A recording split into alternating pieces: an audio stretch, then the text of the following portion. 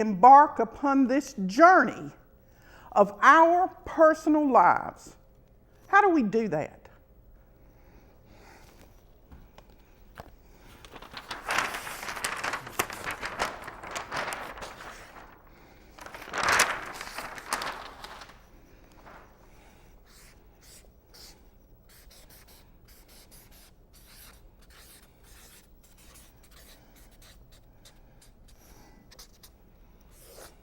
Innocence. Innocence, Paula. What in the world do you mean by innocence? I mean that you are not to flood your life with plans, expectations, demands, and ideas of what's going to be and what's not going to be. Because if you've got your mind, there's your mind, filled with demands, expectations, plans, ideas of what's going to be, you are not filled with innocence, and you are not showing up for the life that you're living this second. What are you doing? You're waiting for that phone call. You're texting that message. You're trying to create a secure identity of what you think would make your life better and more substantially beneficial. Did I say that we are all self-vested? Did you hear that S come out of there? That S. We are self-vested. We are looking for benefit. We are looking for pleasure. We are looking for comfort. And we are surely looking for security and exaltation. We want to be respected. We want to be honored. We want to be acknowledged. But if we have our minds filled with, don't forget your mind over here, if we have our minds filled with all of those things that we think will assure us, make for certain that we are respected, honored, loved, appreciated, and acknowledged, there again, we're not showing up for our lives. And we don't know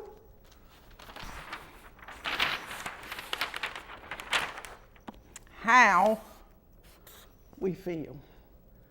How could we possibly know how we feel if we've got to traipse through all of these energies and thoughts and conflicting and confronting and circumventing ways of maneuvering what we think an outcome. I was going to say outcord. Chord. A chord or a chord? A chord, musical. It's free flowing. A chord will choke us. So when we're filling our minds with all of these things that we think we want, we've got to get, we're going to be, we got to have, I got to get ahead, I got to do, I got to have, I got to be. How can you know? How can you possibly know what innocence feels like? A child possesses innocence. They have no ambition whatsoever, no lust of result whatsoever in their beautiful state, except whatever moment they're involved in. That is good enough for them. Your life is good enough for you, exactly as it is unfolding at this moment. Okay, what are we talking about now? We're talking about, I want to do that. Yeah. I wanted to do, and just to find out, since we're talking all about feelings, and it seems like This is so ironic, okay? This is so ironic that I am talking about feelings and I'm talking about Saturn. Now, it has been said that Saturn consumed his children. Wasn't much feeling in that, was there? Or was there? See, that's your interpretation. Did I also tell you that you are filled with interpretations? And make sure I spell it right. Interpretations, along with those expectations. So not only is it good enough for you to expect something to happen from a certain person in a certain way, but you're going to interpret every single ideology associated with that person and every nuance he or she makes in your relationship. You're going to watch the smiles. You're going to watch the tone and hue of the words spoken. You're going to watch the gaps. You're going to watch the inconsistencies. You're going to look for a certain way that you think he or she ought to be communicating with you. That's your interpretations. Truth is relevant. And what is real, what is absolutely real, is innocence that has no expectations and no interpretations whatsoever. Right now, as I stand before you, something's going on.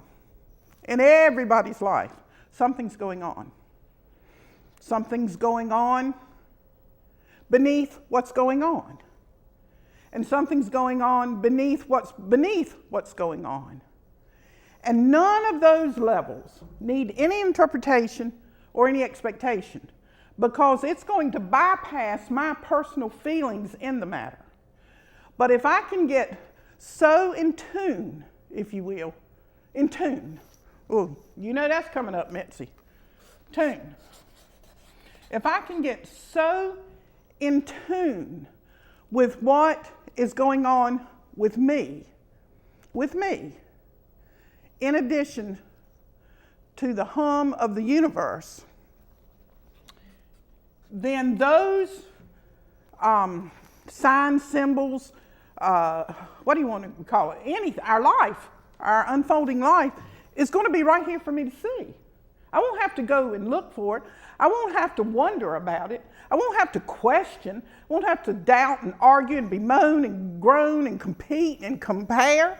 I won't have to do any of those things, because I will be feeling the purpose. So let me put down the sun. I did put down the sun, didn't I? But it didn't put down me. It's still shining. No matter what I do, no matter how much I draw on this board. So feel and tune. Feel and tune. 6, 5, 5, 3, 2, 3, 5, 5. Numerology. If you're interested, go to any bookstore on the web and look it up. Wonderful, wonderful subject. Fascinating, entertaining. I didn't know that. How in the world could I know that? And if, in fact, there's any of you out there that thought that I may have done this before I got here, you're badly mistaken, because this surprises me more than it does you. 19. The same as, what was the other word? What was the other word? Show up for our lives. Where did I get the 19 from? How? Was it the word how? Okay. And let's see about tune. 8. and 5. 13. Oh, I just want to do that dance when this happens. 13. Death, transformation, showing up for our lives, happens by surrendering. Surrendering what? Surrendering all of your ideas and notions, thoughts, plans, expectations, demands of what you think you ought to incorporate your life to make you better, make you richer, get you on the road to something that is going to provide more meaning in your life. Wrong. Wrong. Wrong. Wrong. Wrong. That's a question mark. Big question mark. You are a curious creature. You are an adventurous, creative, divine being, a master of divine essence. You've simply forgotten your heritage.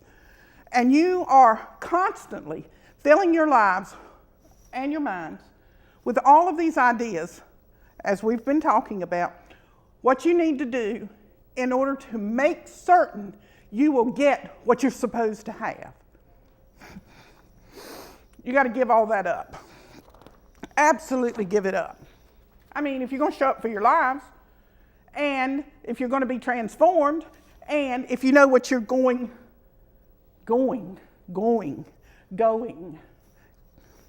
So evidently I got to see what going is doing along with when. You know, I've been talking about Saturn is when. When are all these things going to happen, Paula? They're happening right now. But just to appease you, we're going to just do this. 5, 5. Woo, look at all those 5s. Okay, we got a 5, we got a 13, we got an 83. Okay. 23. Yes, that's another 5. So when is that going to happen? When?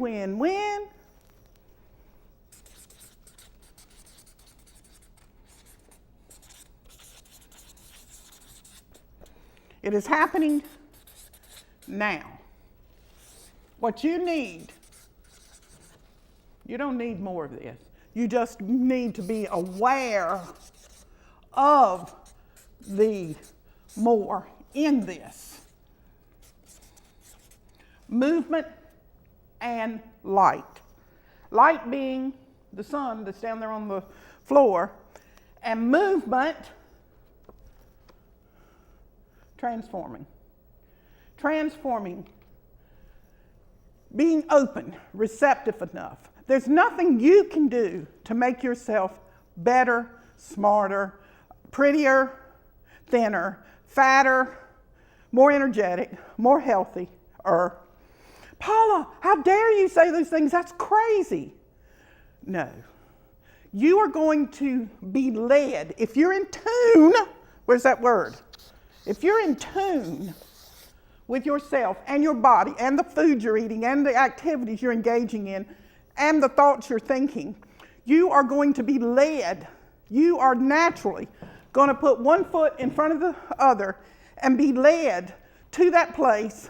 In the meantime, while you're interacting with all of these different relationships of food, water, sunshine, laughter, taking a shower, interacting with people, doing your job, that's all incorporating that. You're going to be led to all the things that will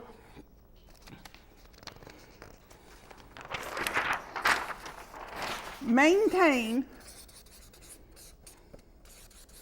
Notice I put that word first. Maintain and establish all of the criteria and parameters you need for your life to be lived at the most innocent level that could be had. And children are basically happy. They're generous, they're fun-loving, they're gregarious creatures. We are too. We have just enshrouded ourselves with all kinds of labors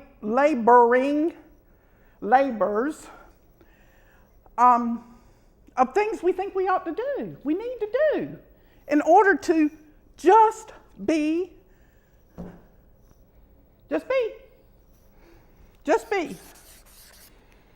What's that? 2 and 5. Just be. Wow, that happens to be God's number. Happens to be God's number of perfection. Oh, so Paul, are you saying we have to strive in order to be perfect? If you think I've said that, then you haven't listened to anything whatever's come out of my mouth in these last few minutes, and you haven't applied any of the opening up to receive. You don't have to strive to do anything. It happens of itself, like the grass grows, like the trees shoot up, like the rain falls, like you eat your meals and you go to the bathroom. It happens of itself. Being natural and convenient to yourself first enables you to be and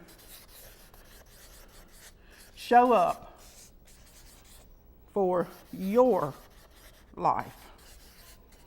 Now, my question might be, when I'm saying I want to live my life, the sun provides all life. So how am I going to corner out this little bit of existence for me so the sun's just going to shine on me, just like these lights that are up here in the ceiling? The sun shines, I think the Bible says, on the just and the unjust alike. The just and the unjust. Everybody gets it. So how do we think, and why do we decide that we deserve more than what we have? I'm waiting.